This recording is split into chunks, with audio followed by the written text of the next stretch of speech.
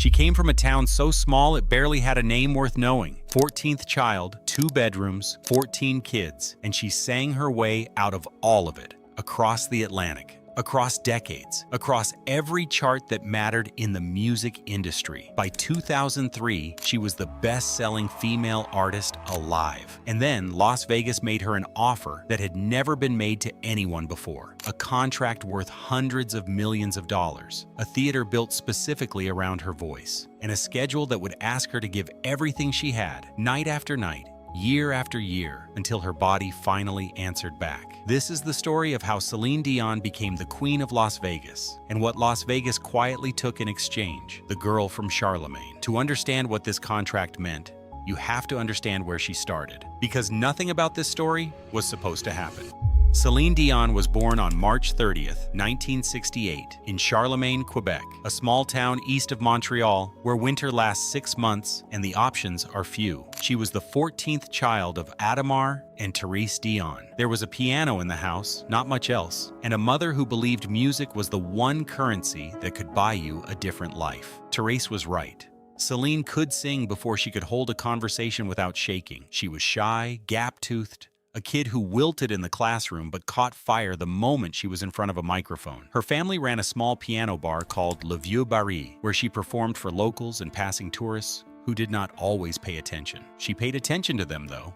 She studied what music did to tired people at the end of a long day, how it loosened something, how it opened rooms that daily life kept sealed. When she was 12 years old, she and her mother wrote a song together and recorded a demo tape. They did not know who to send it to, so they mailed it cold to René Angélil. He was the most powerful music manager in Quebec, a former pop singer turned industry force who had built careers for artists including Jeanette Reno, a man who had spent years understanding exactly what it took to make a talent travel beyond provincial borders. He almost did not listen to the tape. It sat on his desk for days. But when he finally pressed play and heard a 12-year-old voice fill his office, he reportedly wept. What Angélil did next is one of the most audacious bets in music industry history. He mortgaged his own house to finance her first album, his own home. Not a hedge, not a shared investment. He put his family's roof on a 12-year-old girl from a town most Canadians could not find on a map. That was 1981. By the time Celine was 18, she was the dominant star in French Canada. By 20,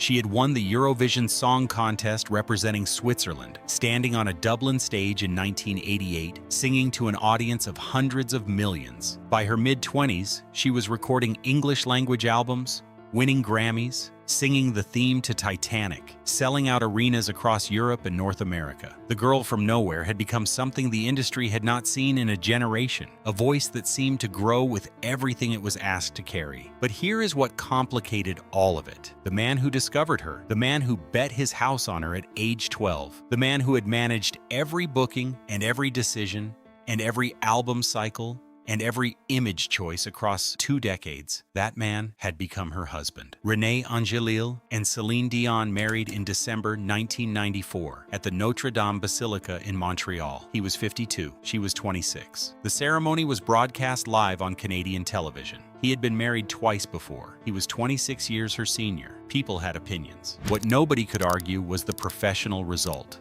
By the early 2000s, Celine Dion was one of the biggest stars in the world, which is exactly when Las Vegas came calling with something it had never offered anyone before. The deal that changed everything. The year was 2002. Las Vegas had been transforming for over a decade. Steve Wynn had opened the Mirage in 1989 and rewritten what a casino resort could mean. The Bellagio followed in 1998, then the Venetian, then Paris, then Mandalay Bay. The Strip had gone corporate, polished, international, but something was missing. The old Vegas had been built on performers.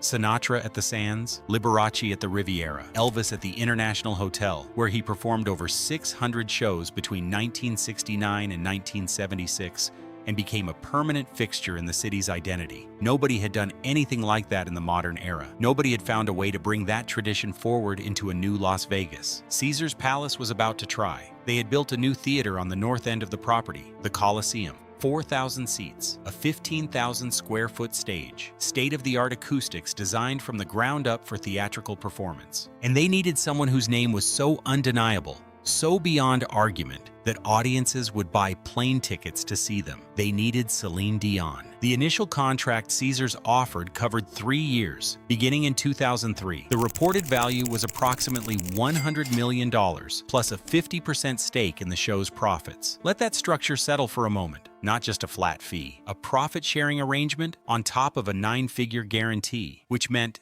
that if the show succeeded the way Caesars believed it would, Celine and Angélil stood to earn far more than the base contract suggested. The production budget was staggering on its own. Caesars reportedly invested over $95 million just in building the Colosseum and staging the show. They commissioned Franco Dragone, the Belgian director who had turned Cirque du Soleil into a global phenomenon, to design the production. Aerial performers, giant screens, water effects, fog choreographed to individual beats, a stage built specifically to amplify one voice. The show was called A New Day, and on March 25, 2003, it opened. What she built, the reviews did not know what to make of it at first. Some critics called it excessive. Some said the theatrical spectacle overwhelmed the performer at the center of it. But the audiences did not hesitate. The Colosseum sold out. It kept selling out. Within the first year, A New Day had grossed over $80 million and claimed the second spot on Polestar's year-end touring chart, competing with acts that had been playing arenas around the world while Celine was standing still in one room in Las Vegas. Think about what that means. She went nowhere. The audience came to her from every country, from every continent. The average ticket price was over $130, and people paid it, and then they paid it again, because what was happening inside the Colosseum was something they had not seen before. It was not a concert in any conventional sense. It was a theatrical event built around a voice that treated a 4,000-seat room the way other singers treat an intimate club, like every person there was the only person there. René Angélil had understood something that the skeptics had not. At the time, most of the industry viewed a Vegas residency as the place careers went when they had nowhere left to go. The assumption was that you sold residencies when you could no longer sell tours. Angélil inverted that entirely. He proposed that if you were big enough, you did not go to the audience. You made the audience come to you. And he was right, because Caesars had built her a home, not a tour stop. The show was designed to evolve. Song choices changed. Production elements were refined. The version of A New Day that audiences saw in 2006 was meaningfully different from what they had seen in 2003. It was a living production, not a fixed product. When the original 3-year contract ended, Caesars did not hesitate. They extended it. A New Day ran until December 2007. 717 shows, a gross of $385 million.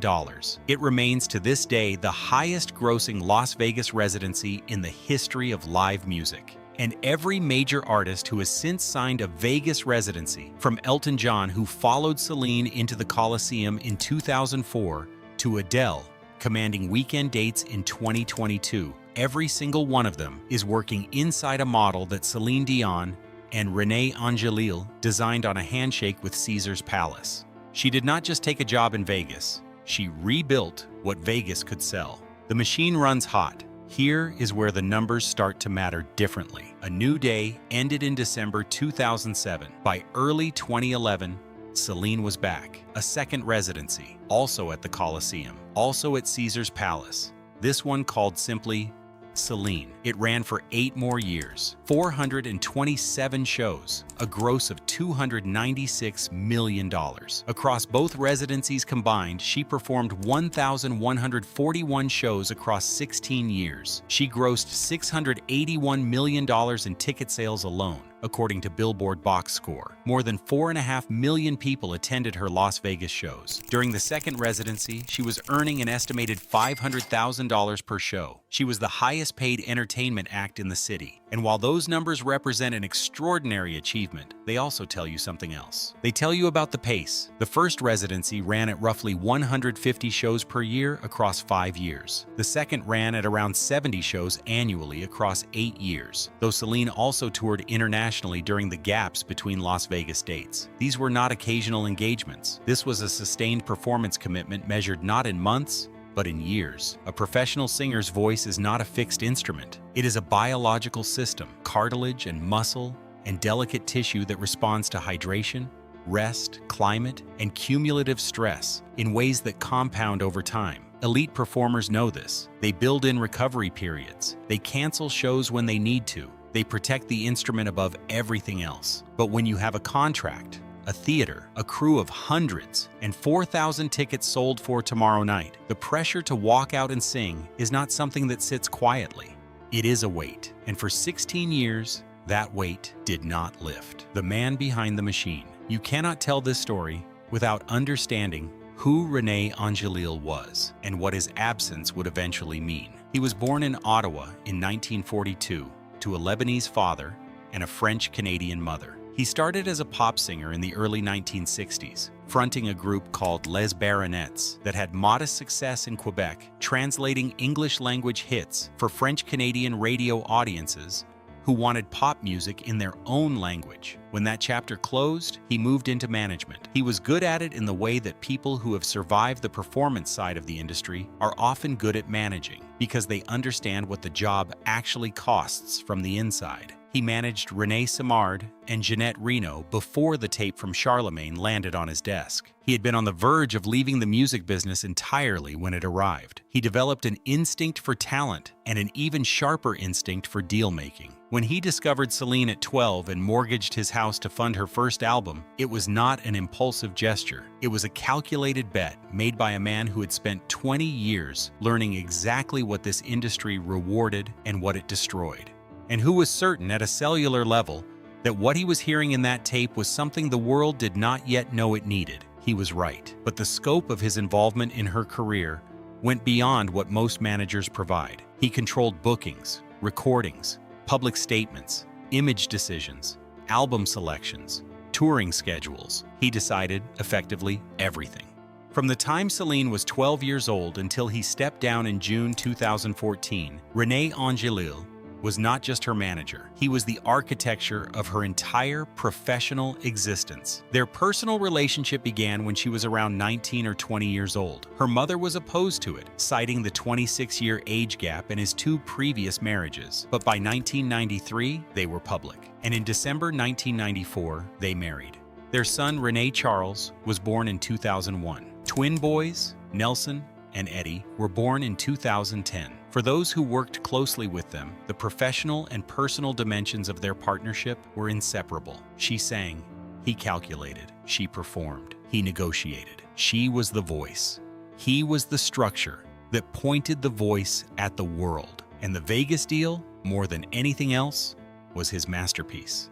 The negotiation that proved everything he had believed since the day he pressed play on a cassette tape from Charlemagne. But masterpieces have a cost, and the person who paid it, year after year, show after show, was not René. René Angélil was first diagnosed with throat cancer in 1999. He underwent treatment and recovered. For a time, everything continued. Then in 2013, the cancer returned. He had surgery in December 2013. By June 2014, he stepped down as Celine's day-to-day manager to focus on treatment. He remained involved in major decisions, but the daily machinery of her career shifted. In September 2015, Celine told the world that her husband's cancer had progressed, that he had months to live. While all of this was unfolding, she kept performing at the Coliseum. The second residency continued.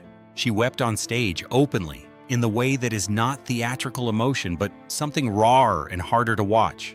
She told interviewers that the stage was the one place the weight of what was happening at home became temporarily bearable, that performing was the only thing that made sense when nothing else did. And here you have to hold two things simultaneously, because it can be true that she found genuine comfort in singing. And it can also be true that a woman who had been managed and guided and decided for by one man since the age of 12 did not fully have access to another template for what to do. The show had always gone on. The contract had always continued. The Coliseum was always there. She had never, in her entire adult professional life, been permitted, by contract, by expectation, or by the structure of her own psychology, to simply stop.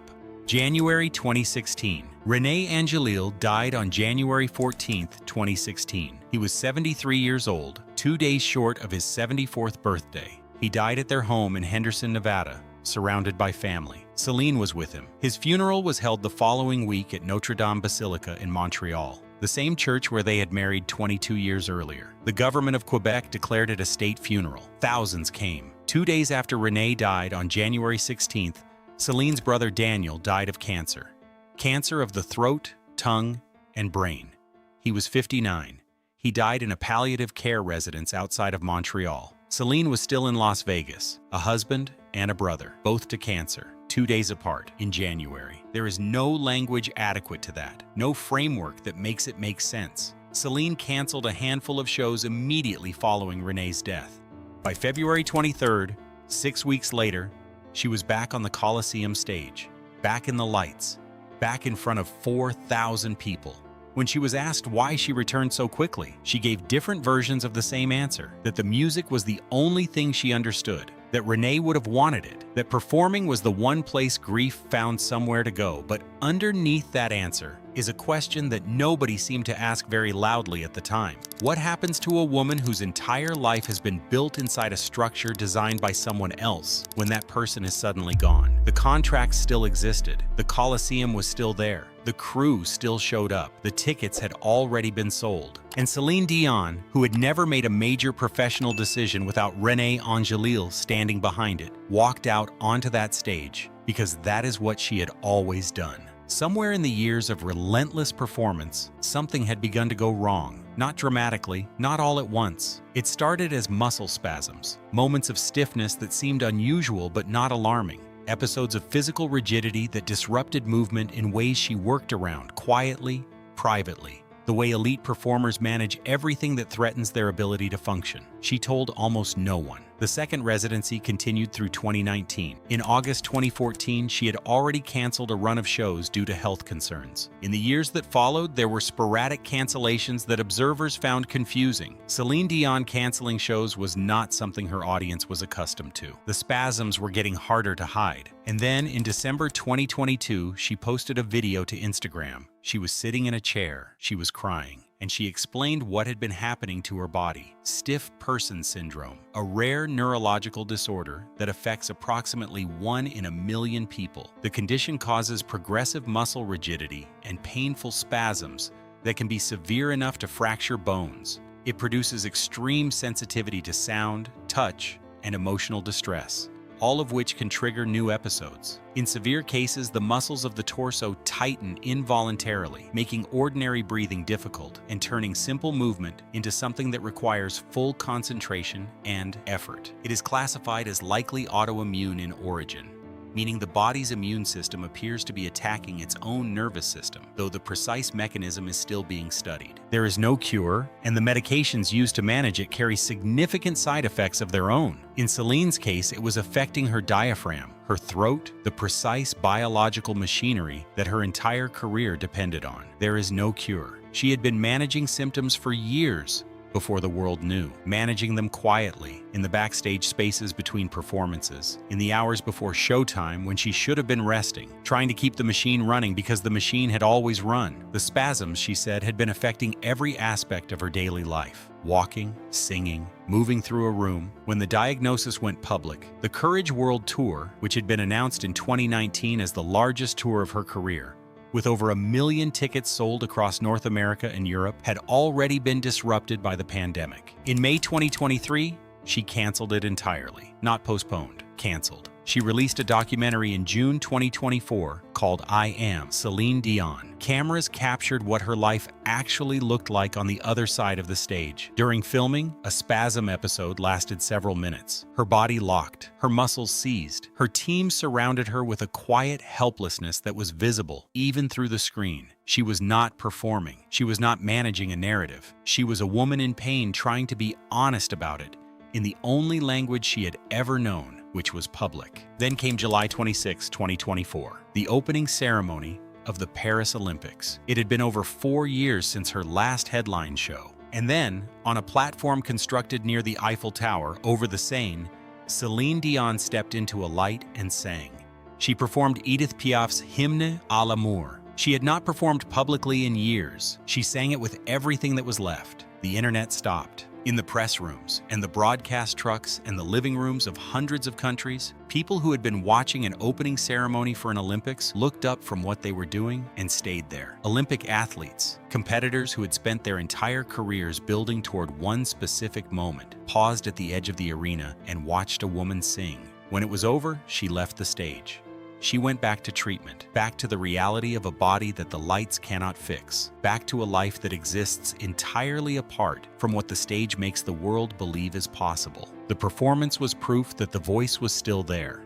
What it could not tell you was what it cost to bring it out that night, what the numbers actually say. Let's be precise about what happened here, because the numbers are important. Celine Dion's 2 Las Vegas residencies grossed $681.3 million in combined ticket sales across 1,141 shows. That is more than 4.5 million people walking into the Coliseum at Caesar's Palace. She is one of only 8 artists in the history of Billboard box score to cross the $1 billion career gross. The model she and René built in 2003 is directly responsible for the modern residency economy in Las Vegas. Every major act that has followed, Elton John, Cher, Adele, Lady Gaga, Bruno Mars, is operating inside a framework that did not exist before Celine Dion agreed to stand in one place and let the world come to her. Caesar's Palace built the Coliseum for her, a 16,000 square foot stage with 156 speakers, designed specifically around one performer's requirements. That building still stands. Other names fill it now. She achieved something genuinely unprecedented,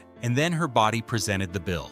The question that will never have a clean answer is how much the pace contributed to what came next. Stiff person syndrome is a rare autoimmune-adjacent neurological condition whose causes are not fully understood. Medicine does not know precisely why it develops, but sustained physical stress is not an irrelevant variable in autoimmune illness. The relationship between chronic performance demands, immune function, and conditions like the one Celine Dion was diagnosed with is an area researchers continue to study. What can be said is this: a woman who performed over 1,000 shows across 16 years, who continued performing through the death of her manager and husband, who had the spasms for what she described as a very long time before anyone outside her inner circle knew, did not emerge from that unchanged.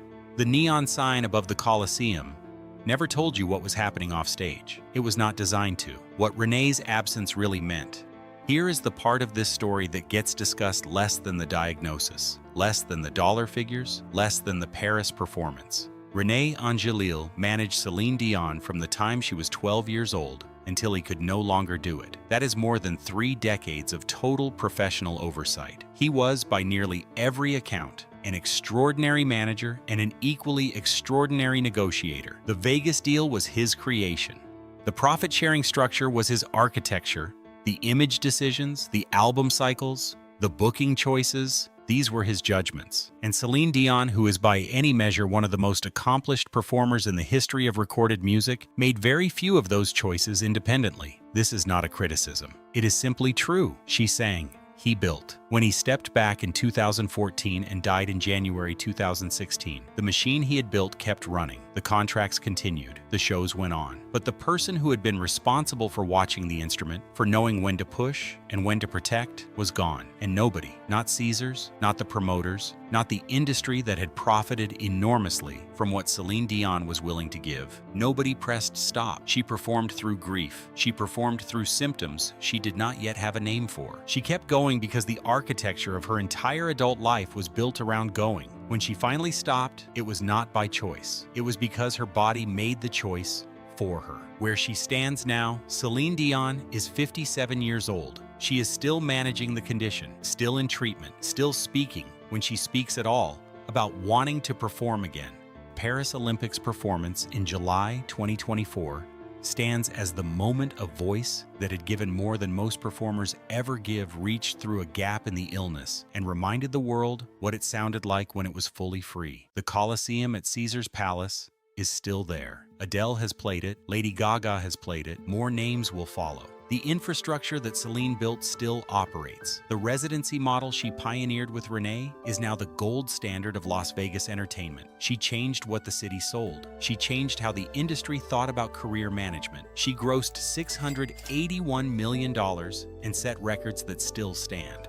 and she paid for all of it in a currency that cannot be deposited or measured or displayed on a marquee above a strip hotel. She paid in years, in tissue, in the accumulated cost of never stopping. Vegas has a long memory for what it was given. It is less careful about tracking what it takes. There is an accounting that the entertainment industry rarely does openly. We celebrate the achievement and leave the cost in the footnotes. Celine Dion grossed $681 million in Las Vegas. She performed 1,141 shows across 16 years. She built a residency model that reshaped the economics of live entertainment. She sang through her husband dying. She sang through her brother dying 2 days later. She sang through symptoms she later learned were a rare neurological disorder with no cure. She sang because that was what the architecture of her entire life had been built to produce. And Las Vegas, which is very good at building architectures, gave her the lights and the stage and the contract. And then it let the show go on. The neon outside the Coliseum does not tell you any of that. It never does. It just burns bright